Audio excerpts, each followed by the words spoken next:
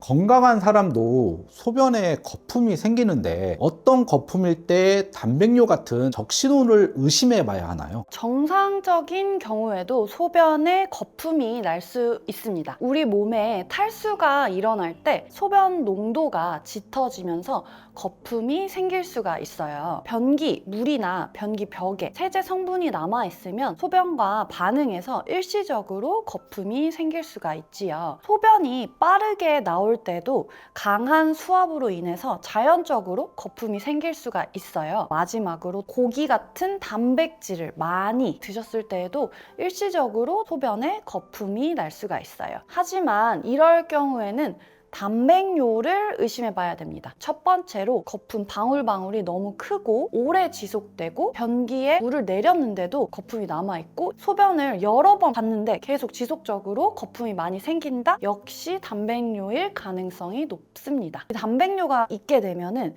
표면 장력이 강해서 변기 벽에 오래 붙어 있어요. 끈적끈적한 게 단백뇨의 특징이에요. 마지막으로 거품이 물 위에서 넓게 퍼지지 않고 한 곳에 모여 있으면 단백뇨를 의심해 보셔야 돼요.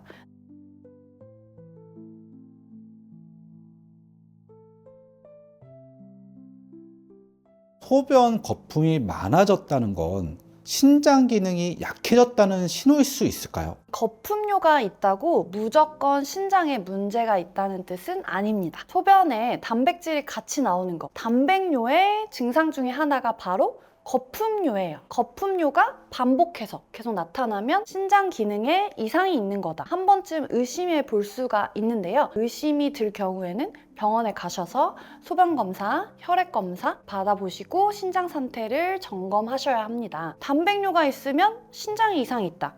이것도 역시 아니에요. 일시적인 단백뇨일 경우라 실제로 신장 기능에 문제가 있어서 나타나는 병적인 단백뇨를 구분을 하셔야 됩니다. 신장 기능에 큰 이상이 없어도 특정 상황에서 일시적으로 소변에 단백질이 나타날 수가 있어요. 일시적으로 단백뇨가 나타날 수 있는 몇 가지를 알려드릴게요. 첫 번째로는 격렬한 운동을 하고 난 후에 마라톤, 웨이트 트레이닝 같은 고강도 운동을 하고 난 후에는 신장 혈류가 변화하면서 일시적으로 단백뇨가 나타날 수 있어요. 다음으로는 독감이나 폐렴, 방광염 등에 걸렸을 때 열이 팔팔 나게 되면요. 신장 혈관 투과성이 증가해서 단백뇨가 나타날 수 있어요. 마찬가지로 열이 내리게 되면 단백뇨도 없어집니다. 심한 스트레스나 정신적으로 긴장한 상태, 추운 환경에 노출이 됐을 때도 교감신경 반응이 많이 활발하게 돼서 일시적으로 단백뇨가 나타날 수 있는데요. 도대체 언제 병원에 가서 검사를 해봐야 될까요? 거품뇨가 지속적으로 반복해서 나타날 때, 얼굴이나 손발 부종, 부을 때, 고혈압이 같이 나타날 때, 붉은색이나 갈색, 소변을 볼 때, 피로감이 많이 심하거나 체중 감소가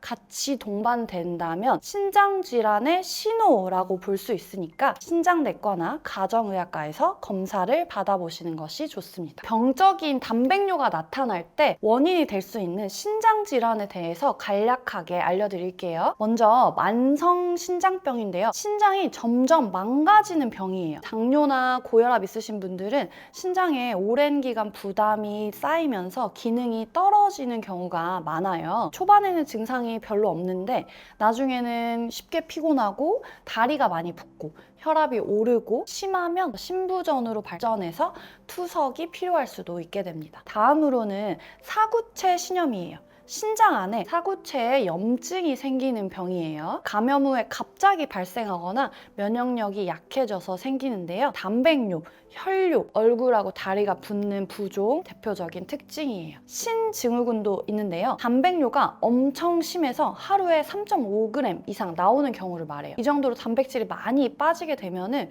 몸에 필요한 단백질 자체가 많이 부족해져서 면역력도 떨어지고 특히 눈 주변이 많이 붓고 다리도 많이 붓고 다음으로는 당뇨병성 신증이 있는데요. 당뇨가 오래되면 신장이 손상되는 대표적인 합병증이에요. 결국 신부전까지 이어질 수 있어요. 혈당을 조절 잘 못하면 더 빨리 진행되니까 당뇨가 있으신 분들은 주기적으로 신장 검사도 함께 하셔야 됩니다. 정리해 볼게요. 아침 첫 소변에서 거품이 많고 계속 남아있으면 검사를 받아봐야 돼요. 일시적인 단백뇨는 보통 아침에 처음 소변에서는 안 나타나요. 소변색이 갈색이거나 붉다, 바로 병원에 가보시는 것이 좋습니다.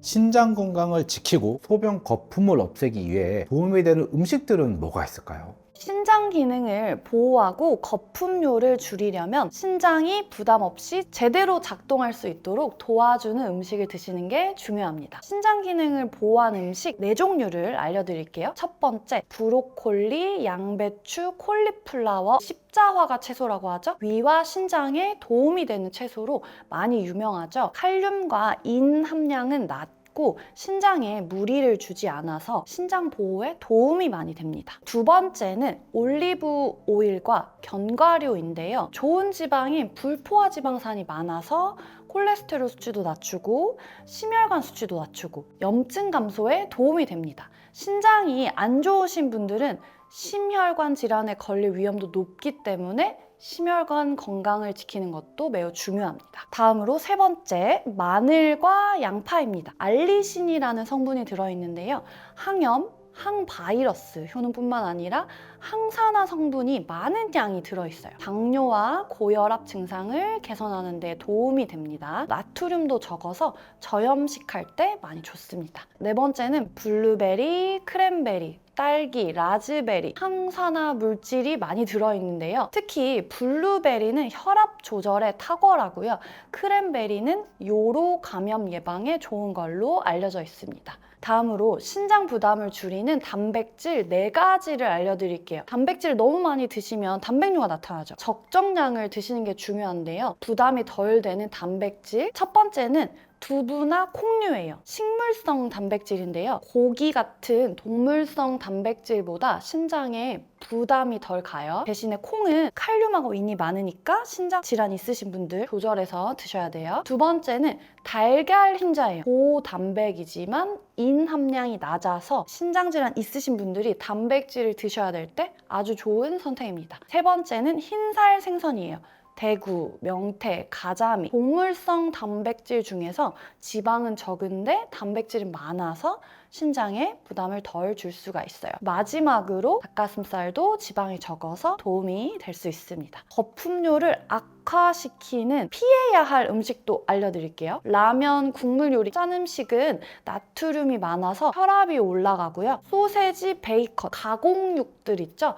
그리고 튀긴 음식 안 됩니다. 신장에 염증을 쉽게 일으킬 수가 있어요. 아까 말씀드린 식물성 단백질과 반대로 소고기, 돼지고기 같은 동물성 단백질은 너무 많이 드시면 단백뇨가 심해질 수가 있으니까 신장 기능이 이미 나빠지신 분들은 동물성 단백질 드시는 거 많이 줄이셔야 됩니다. 마지막으로 바나나, 감자, 아보카도, 칼륨이 너무 많은 과일, 채소는 주의해서 드셔야 돼요. 건강한 사람은 괜찮아요. 신장이 안 좋으신 분들은 조절해서 드셔야 됩니다. 설명드린 음식은 개인에 따라 너무 달라요. 신장 상태도 다르고 갖고 계신 신장 질환도 다르시기 때문에 주의해서 드셔야 됩니다.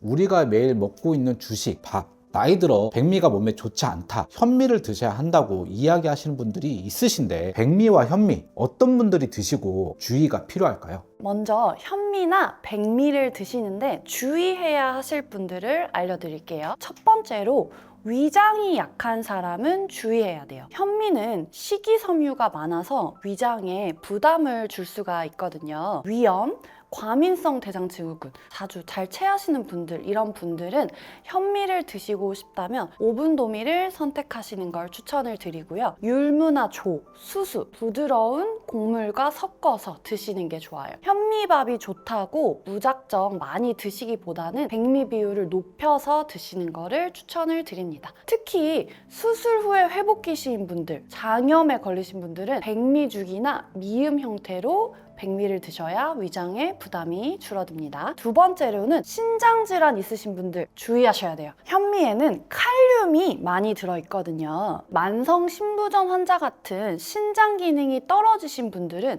칼륨 함량이 적은 백미 위주로 드시고 단백질이나 비타민 섭취에 신경 쓰시는 게 훨씬 좋습니다. 다음으로는 운동선수나 육체적으로 힘을 많이 쓰시는 분들은 빠른 에너지원이 필요해요. 백미는 소화 흡수가 빨라서 운동 전후에 에너지를 빠르게 보충하는 데 유리합니다. 운동 후에는 단백질과 함께 드시면 근육 회복에 도움이 돼요. 체중이 적게 나가시거나 영양이 부족하신 분들도 현미보다는 백미를 드셔야 합니다. 마지막으로 일반적으로 당뇨 환자는 현미를 추천드리죠. 그렇지만 당뇨이신 분들 중에 위장이 불편하신 분들, 소화가 잘 안 되시는 분들은 백미를 적절히 조절해서 드시는 게 좋습니다. 백미는 혈당 지수가 높은 단점이 있지만 섬유질이 많은 잡곡과 함께 먹으면 혈당을 완화시키실 수 있는데요. 단백질이나 지방과 함께 드시면 당뇨 환자이신 분들도 걱정 없이 드실 수 있습니다. 50대에서 60대 중반, 중장년기 분들은요,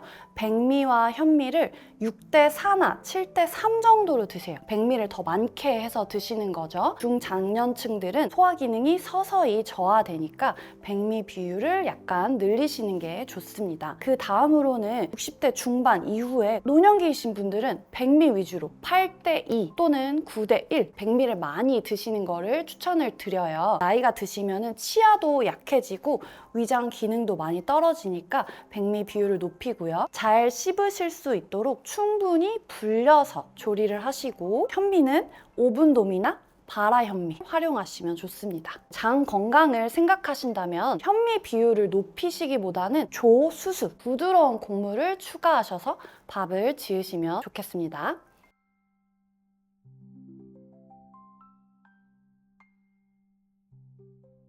밥을 하고 나서 그 밥을 바로 냉동실에 넣으면 혈당 관리에 도움이 된다고 하던데 이런 방법으로 밥을 먹는 건 어떨까요? 당뇨 환자분들이나 다이어트에 관심 많으신 분들 냉동밥이 혈당을 낮춘다 많이 들어보셨을 텐데요. 결론부터 말씀드리면 냉동밥, 냉장밥, 찬밥 혈당 관리에 도움을 줄 수 있습니다. 냉장실이나 냉동실에 밥을 보관하면요, 서서히 식으면서 저항성 전분 변형이 돼요. 저항성 전분이 뭐냐면 소화 효소에 분해가 잘 안 되고 저항성을 갖는 전분을 말하는 건데요. 위와 소장에서 흡수가 잘 안 돼요. 바로 대장으로 넘어가서 혈당도 빠르게 높아지지가 않아요. 즉 혈당 관리에 도움이 된다는 말이죠. 그리고 대장 안에서 발효가 돼서 장내 건강도 좋아질 수가 있어요. 장에 머무는 시간이 길어지기 때문에 배부름을 느끼게 하는 포만감도 많이 줍니다. 일반 전분에 비해서 칼로리도 50에서 70% 정도밖에 안 돼요. 밥 한 공기를 똑같이 먹더라도 저항성 전분이 많으면 다이어트에 도움을 줄 수 있겠죠? 콜레스테롤 흡수도 억제해서 혈중 콜레스테롤 수치까지 낮출 수 있습니다. 그러면 냉동밥, 냉장밥 어느 게 더 저항성 전분이 많이 생길까 궁금하실 텐데요. 밥의 저항성 전분은 1도에서 4도 사이에 활발하게 생성되기 때문에 냉장실에서 보관하는 게 저항성 전분이 더 많이 생성됩니다. 갓 지은 밥, 냉동밥, 냉장밥 순서대로 혈당 반응이 낮아지는 경향을 보입니다. 저항성 전분이 충분히 생성이 되려면 6시간 이상 냉장실에 보관하는 것이 좋습니다. 그럼 냉장고에서 꺼내서 바로 차갑게 드셔야 되는지 걱정하셨나요? 갓 지은 밥을 먹을 때랑 찬밥을 먹을 때 식감의 차이가 나죠? 바로 저항성 전분의 농도 차이인데요. 다시 바뀌거나 사라지지 않기 때문에 전자레인지에 데워서 드셔도 저항성 전분이 유지가 되고 혈당 반응을 완화하는 효과가 있습니다. 전자레인지로 데울 때는 아주 높지 않은 온도에서 3분 이내로 데워 드시면 좋겠습니다. 대장 쪽이 안 좋으신 분들은 부작용이 생길 수가 있는데요. 저항성 전분은 위와 소장에서 분해되지 못하고 대장까지 넘어간다고 했잖아요. 대장 안에 있는 유익균들이 분해를 하는데 대장 속 환경이 안 좋으신 분들은 제대로 분해를 하지가 못해서 가스가 생기게 돼요. 배가 아프거나 설사를 유발할 수도 있어요. 다시 한번 정리해 볼게요. 제일 좋은 방법은 냉장 보관해서 데워서 드시는 방법이고요. 그 다음은 갓 지은 밥 순서대로 혈당을 덜 빠르게 올린다는 겁니다.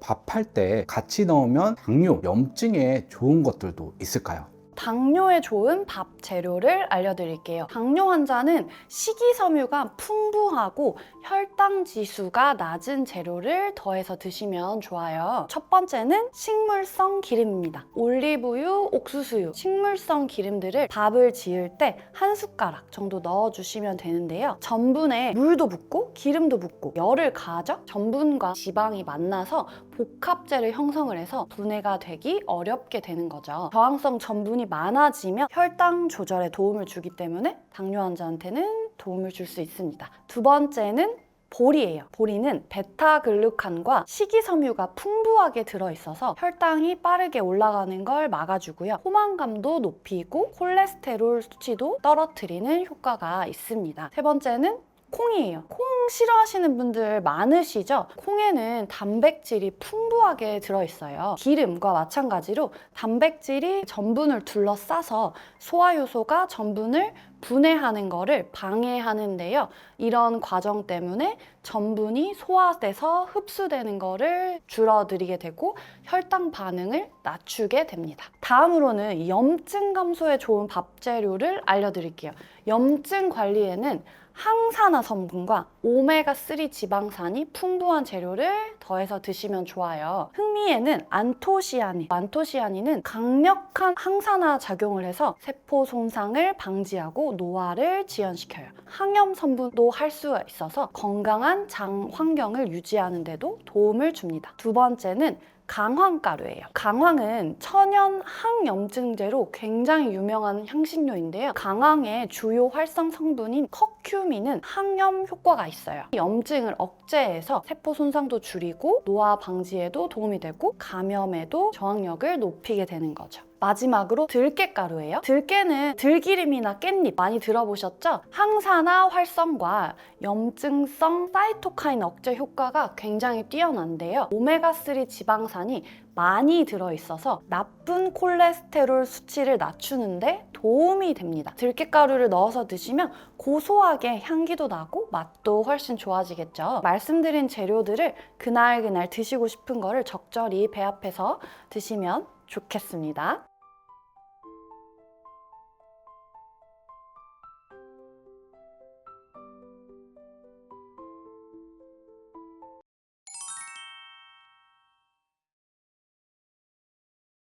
양치를 해도 입냄새가 난다면 어떤 이유에서 날까요? 입냄새, 다른 말로 구취라고 하죠. 입냄새의 주요 원인 3가지 알려드릴게요. 첫 번째, 입 아닌 구강 내 자체 문제일 수가 있어요. 충치나 잇몸병, 설태, 구강 건조 주된 원인이 될 수가 있습니다. 특히 혀에 남아있는 세균이 화합물을 만들어서 강한 냄새를 유발할 수 있어요. 양치질을 한 후에도 남아있는 음식물 찌꺼기나 치태가 입냄새의 원인이 될 수가 있습니다. 두 번째, 위장 문제인데요. 위산이 역류해서 흔히 생기는 역류성 식도염 또는 헬리코박터 파일로리 감염 같은 것들이 입냄새를 일으킬 수가 있어요. 소화가 잘 안 되면 위장에서 가스가 생기고 이 가스가 입을 통해서 올라와서 냄새가 좀 날 수가 있습니다. 세 번째, 전신질환 때문입니다. 당뇨나 간, 신장질환, 편도결석 등이 원인이 될 수가 있어요. 당뇨는 케톤체가 생성돼서 단내 같은 냄새가 나고요. 간이나 신장질환은 독소가 축적돼서 암모니아 냄새가 날 수가 있어요. 편도 결석은 편도에 남은 음식물이 부패해서 냄새가 나게 됩니다. 입냄새가 지속돼서 신경 쓰이신다면 구강 위생을 특히 깔끔하게 철저히 관리하면서 위장이나 전신 상태 건강도 점검해 보시는 게 좋습니다.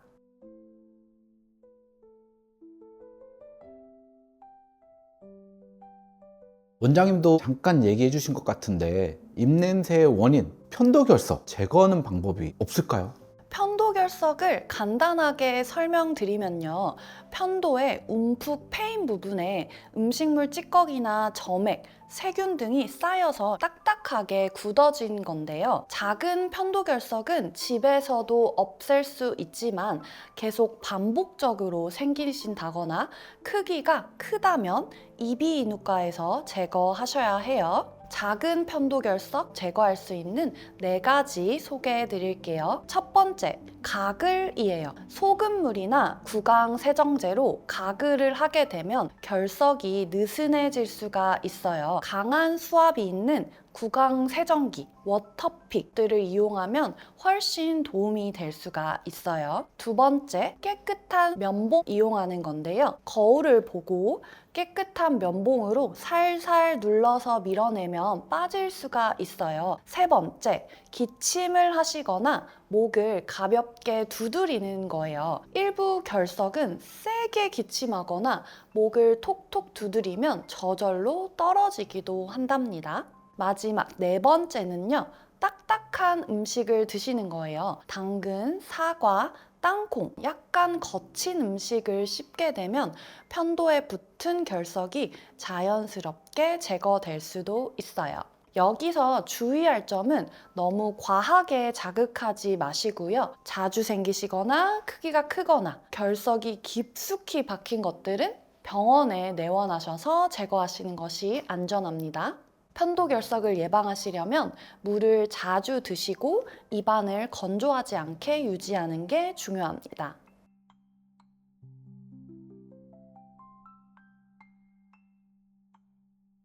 입냄새를 예방하는 가장 확실한 방법 어떻게 해야 될까요? 입냄새 예방하는 방법 3가지 알려드릴게요. 첫 번째, 구강위생. 구강위생을 철저히 관리하시는 거예요. 양치질 할 때 혀 클리너나 칫솔 뒷면을 사용하셔서 설태를 제거하시면 입냄새 예방에 효과적입니다. 치실이나 워터픽, 구강세정기를 사용하셔서 치아 사이사이 음식물들을 깔끔하게 제거해 주세요.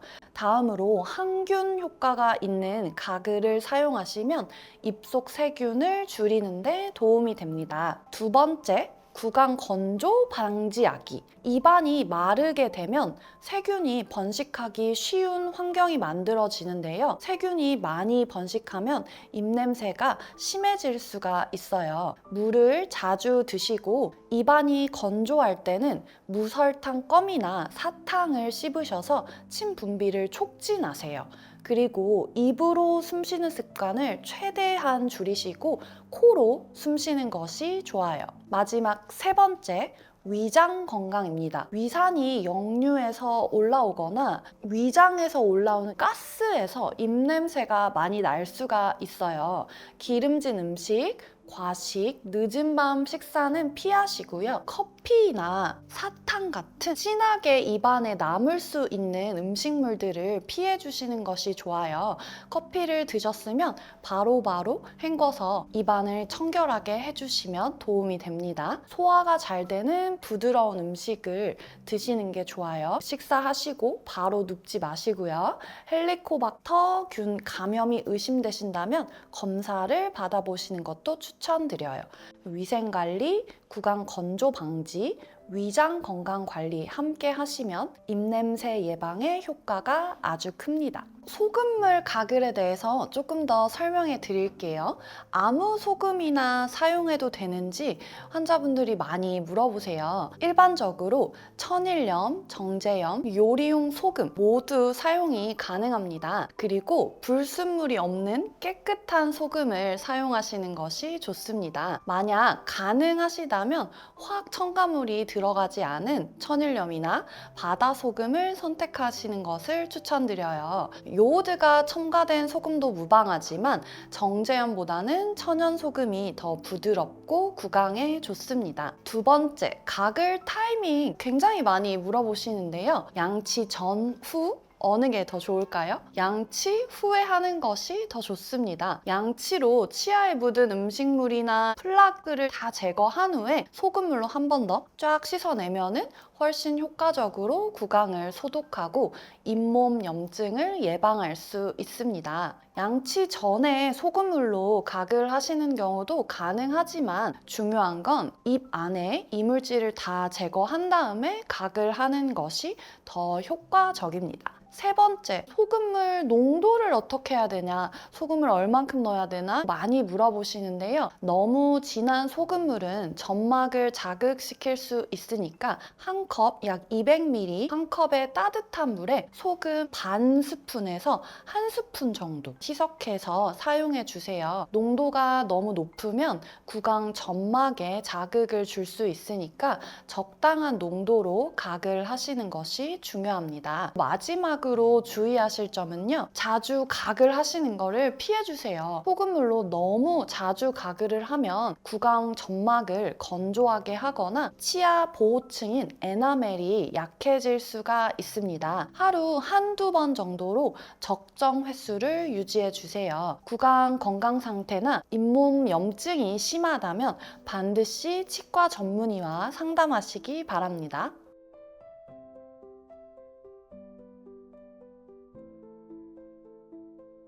오늘 내용도 여러분의 건강에 도움이 되었으면 좋겠습니다. 고고한의원 대표원장 고예솔이었습니다. 감사합니다.